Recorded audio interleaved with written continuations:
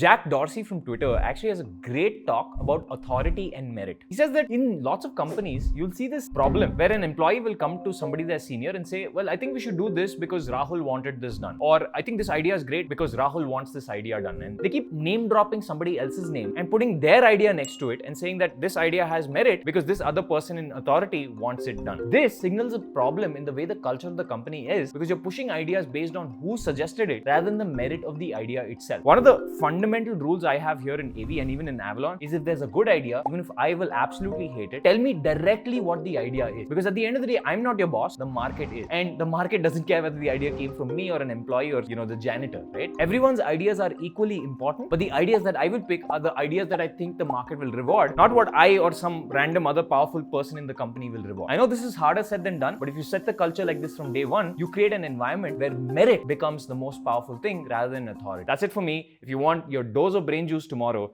hit the subscribe button.